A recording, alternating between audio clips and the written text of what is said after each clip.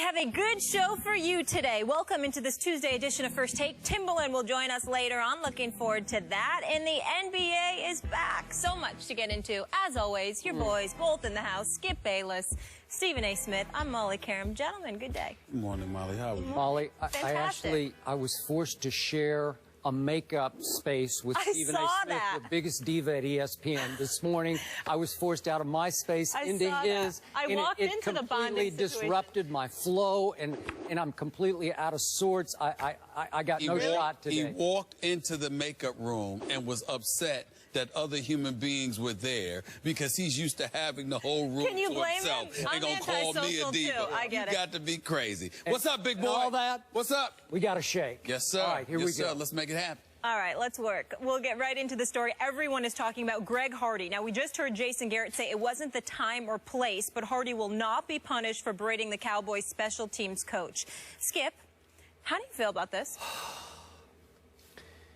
Before I launch, let me first say that, once again, Jerry Jones has become the biggest and easiest target in all of sports thanks to this Greg Hardy incident. And just for the record, I think so far, up to this moment, Jerry Jones has been very unfairly condemned over the Greg Hardy incident because he said right after the game, the only time that I know for sure that he has spoken about this, we're waiting for him to speak here today about this incident, he said after the game, I did not see it, but this is what I think in general of Greg Hardy. I think he has been, I'm just paraphrasing Jerry, a leader on this football team. Now, let me restate my position once again. You will reiterate what I did. I said from the start I would not have signed Greg Hardy. I think he's a despicable human being for all that he did and effectively got away with in Carolina. Obviously, his conviction was overturned because when it went to a jury trial, she did not show up, and we presume, and the police indicated, she was bought off. Okay, because of all that, I would have said no. But And I was the first to say, Stephen A., that I was embarrassed and ashamed by the first interview he did when he became eligible, during which that interview he showed zero remorse. And as you all remember, given his past, he made a very insensitive remark about Tom Brady's wife. Yes. But bottom line, now that he is a Cowboy, and I am obviously a Cowboy fan, I said I will root for him as part of my Dallas Cowboys. I do not believe, off what I saw the other night, that he deserves to be fined or suspended or in any way further punished over what happened, because I did not think it was that big a deal. I simply thought the way Jason Garrett did, and I was happy Jason amended his stance of the other night, in which yesterday Jason Garrett said, look, I appreciate, I'm paraphrasing again, I appreciate the passion, the rage to win, but he has to learn to channel it in different ways. And obviously, as I said yesterday, you cannot unleash into the middle of a special teams huddle in which they are trying to prepare for how they are going to return the subsequent kickoff. So I said, I'm okay with the passion. I'm not okay with the win that he showed it. Obviously, Greg Hardy works better on a team that is winning football games. He's much easier to manage, control, coach when you are winning. He can turn into a bigger and bigger problem if you keep losing, and they very well might keep losing, so that problem may increase. But when Stephen Jones said yesterday on his radio show that they're already thinking about signing him for the long term, I got no problem with that. You know why? He can play. And again, that rage to win, it translates into sacks. He has 3 so far. I'm sure he'll have more before this season is over. So long term, I'm going to say this one more time. Jerry Jones is not running a church league football team. Jerry Jones is not running a Boy Scout troop. Jerry Jones is trying to win football games just as he did back in the 1990s when he helped build a dynasty that was filled with a lot of players who did not belong on a church league team or a Boy Scout troop. So to me, I'm just going with business as usual with Greg Hardy. Your thoughts? In the Bible Belt, so fitting. I just want to make sure I'm clear in what I heard. I hear what you're saying, right? But are you coming to the defense of Jerry Jones? Yes, I am. Is that what you're doing? Yes, I am. I'm just saying. I just want to make sure I was clear in what I heard. Well, I thank you. I'm not going to be a hypocrite here, but I wouldn't have signed him, but I understand why Jerry Jones did. I get it. I thank you for doing that. All right. Let me say for the record, I have no problem with the Dallas Cowboys signing Greg Hardy. Because from a business perspective, not only can he play, but it's a minimal risk because he's basically there on a game-by-game basis, and any given week that goes by, they can let him go. This is a guy that's played 2 games, has 3 sacks already, and Lord knows how many hits, but they're in the double digits. They are. Considering what he did to Tom Brady and then what he did to Eli Manning in terms of the hits that he's laid on them. So to me, from a business perspective, as it pertains to the National Football League, it would appear to be a plausible, reasonable business investment because he supposedly helps more than he hurts. Fine. What I find myself, however, laughing about and thinking about is that ultimately, me being the guy that has taken it upon myself to consistently mind the world of the perennial losers that the Dallas Cowboys have become, their playoff appearance and 12-4 record last season. I've never heard you say that before. Okay, I've forgotten that. Thank you for reminding me. I just believe that 20 years without a Super Bowl championship, Wait, 3 victories, 3 victories. I'd forgotten that. 3 victories, 3 playoff victories in that time. I don't need to go there. Here's where I'd like to go, Skip Bayless. All right, please do. You know, I have been on the record on many occasions in the past making the case that the Dallas Cowboys are not America's team. It should be the New England Patriots. They've got the star-studded quarterback with the supermodel for a wife.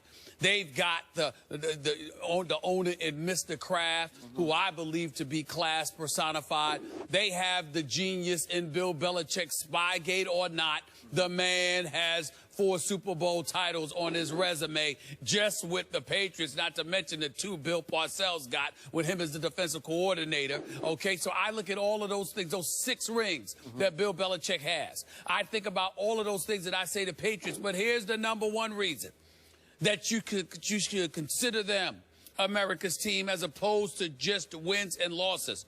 Why do you win? How do you win? It's Mr. Kraft, who would have never brought Grady on Hardy. I'm sorry. He would have never brought Greg Hardy on board. He would have never done that. It's Bill Belichick, who Jason Garrett can't even be mentioned in the same sentence as. The same Bill Belichick, if that was happening on his sideline, with a player walking into the huddle and interrupting the special teams coach and slapping the chalkboard down, he might have been off the team. Forget about a suspension. He might have been gone. He might have been cut that day because Bill Belichick is not going to tolerate it. We watched Jason Garrett while Des Bryant was getting in his face and other players were pushing him out of the huddle. Jason Garrett is standing right there, doesn't say a word, does nothing. You would have thought he was some positional coach. He is the head coach of the Dallas Cowboys, and that man stood there and did nothing. The special teams coach pushed him away. Teammates were pushing him away. Des Bryant was getting in his face. And what was Jason Garrett doing? Not a thing. Talk about passive. Then we get, of course, to the quarterback. As great as Tony Romo is, 2 playoff victories in his 10 years as a quarterback. All right, Tom, you can't use the excuse, oh, well, this guy was a first-round pick, but look at Tony Romo. No, Tom Brady was no first round, no second round, no third round, no fourth round. This is Tom Brady we're talking about here, who's one of the greatest, most epic stories in the history of sports annals, considering where he came from and to where he is today. So when you look at all of those different things, you, Skip Bayless, who is the cowboy lover that you are, even though you did pick the Patriots, even though I know you love some Tom Brady. But the cowboy lover that you are, to sit there with that face of yours, with that grin on your face, knowing that you root for your Cowboys, knowing your standard of excellence, and how the Cowboys do nothing to live up to what you proclaim to be the case. I would dare make the argument right here on First Take that the great Skip Bayless should be absolutely positively ashamed of himself. You should be just ashamed. How could you sit up there? Actually, you almost owe America an apology. You should actually walk off the set. Oh. Rather than talk about your Cowboys. Okay. You finished? Go ahead. Now, America, could I have my camera? Thank you very much. Go ahead. Take America, you know and I know how ashamed that man should be of the argument he just made. Why? I'm going to turn my attention to that man. Why should I be ashamed? Ashamed? First of all, let's do this two-pronged here. The first prong is what Jerry Jones accomplished as the general manager of the Dallas Cowboys back in the early 1990s when his team should have won 4 straight Super Bowls, did win 3 out of 4. Remember those days? Yes, yeah, it was a long time ago, but it's all right. That team was built on sort of a foundation of lawbreakers and troublemakers. What was the key move that Jerry Jones made? He went and traded for a Charles Haley, who was deemed too hot to handle in San Francisco, way more trouble than he was worth, and brought him to Dallas, and that was the catalyst that prompted 3 Super Bowl victories. He was the key piece that they added.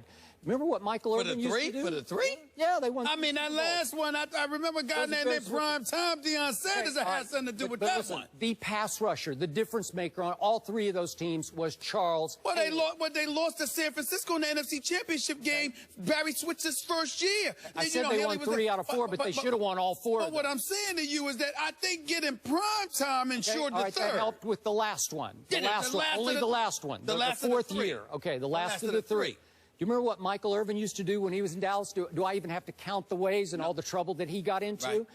Do you happen to remember Eric Williams and all the trouble that he got into as an all-pro Keep tackle? going. You're just digging yourself a deeper hole. Keep digging. You remember Nate Newton and all the trouble he got into? Keep digging. Mark Tooney and all the trouble he got into? Keep digging. That was that team. Yes. That team was a gladiator team because it's a gladiator sport, and Jerry and Jimmy Johnson said, bring those guys on because all we care about is that they show up on time and they play their back ends off. And they showed up on time and they won. Right. Okay, now let's switch off to the new America's team, according to you. Sure, go. Although the original Tom Brady was actually Roger Staubach, who was every bit of Tom Brady as far as being the perfect role model. Except for when he went up against Terry Bradshaw and the Pittsburgh Steelers. But go ahead. All right.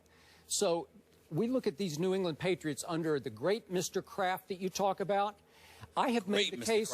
Yeah, I have made the case on this show that the New England Patriots have actually turned into the Raiders East. That remember the late great Al Davis? That all of a sudden Bill Belichick has turned into Al Davis, taking high-risk characters on, player after player that had gray area background, starting with, how about high-risk Aaron Hernandez? Did they not draft Aaron? That's not fair. Oh, it's very fair. There were red flags everywhere about Aaron Hernandez. No, Skip. There were red flags all over him at Florida. Before we move on to other players, don't tell me there were red flags to murder. I mean, come on now. Well, he had been involved in a couple things at Florida that were really iffy. Skip. Okay. Murder. Skip. There was no. Nobody saw that. Okay. Not that. Skip. Mr. Kraft oversaw and signed off on the drafting of Aaron Hernandez. We got to start there. How about I think that's wrong. Okay, remember when they brought in Corey Dillon? This is high risk, okay? He'd had all kinds of issues. I don't want to go into all the background. How about Albert Hainsworth? How about Randy Moss, who Al Davis even said, I cannot deal with this guy. He's finished here. He's more trouble than he's worth. And Bill Belichick said, I'll try. I'll try. Can I jump into this? All right. Let's take those things. Here's the difference. I don't have to go player by player.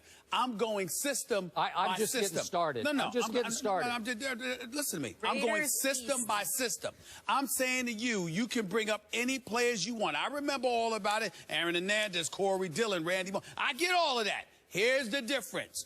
Those dudes went to a place where an iron fist was present in Bill Belichick. You don't have, I mean, you call Floyd Money Mayweather a pillow puncher. The pillow puncher is Jason Garrett. That's the pillow puncher. I mean, what does he do? I mean, everything, doesn't matter what happens. We've just got to get things together. Okay. No, that's obviously not the right way to do things, and we talked about it, and we'll just move on. That's all he does. You actually look for the owner to speak. The owner has his own radio spot. I got to finish my list real quick. Go ahead. These are high-risk players that they took a flyer on, okay? Right. The Patriots of Mr. Kraft. Oh, please. Brandon Spikes. Brandon Merriweather. LeGarrette Blunt. Hold on, wait a minute. Aqib Talib. Wait a second. Dante Stallworth. Wait a minute. Alfonso Dinner. They didn't cause trouble with the Patriots. They all did. Eventually, they all had their little issues. And they were gone when they had them. They were gone. That's the point. Hold on. Okay. Nobody said that the Patriots were devoid of issues. I'm talking about how you deal with the issues. You look at Greg Hardy. I'm not sitting there. I don't know enough about this guy. I know what's been reported. I know what happened in court at the bench trial and then the jury trial. I know about that. You hear about stuff in Carolina. Now you're hearing about stuff in Dallas. But at the end of the day, what it comes down to is that you have an owner in Dallas desperate to win at all costs. Don't you dare mention any Cowboy from the last 20 years in the same breath as Michael Irvin. Don't you dare be that disrespectful, because you told me, and I know this to be true, but you even said to me, Michael Irvin was considered one of the greatest teammates ever. Teammates. These guys. I want him on my team. That's not the question. But the problem is, we don't know that about Greg Hardy. He didn't look like a great teammate. Okay, they've lost 4 straight games, and he fell right into the middle of it. Let's see what happens if it turns around. Does he become a positive leader? Yep. Okay. And last quick point about America's team. Let's see. And I love me some Tom Brady. Heck, I love the Patriots. But there's only one coach in the National Football League I know got busted for cheating. There's only one that I know of, and his name is Belichick. Am I right? I agree with that. Spygate, busted. I agree with that. But what does it say to you about how great he is even when you catch him cheating? And then he goes out there after Spygate and wins 17 consecutive regular season games after that. They go undefeated in the regular season, undefeated to the Super Bowl. But finally, the man is great. The man is great. It's your opinion, not mine, that the quarterback for Mr. Kraft's team cheated and lied about it during Deflategate, Tom Brady. That's what you think. No. What I said is that this man, don't tell me you didn't know anything about it. Okay. But I don't consider it a big deal. I don't. I really don't. All right.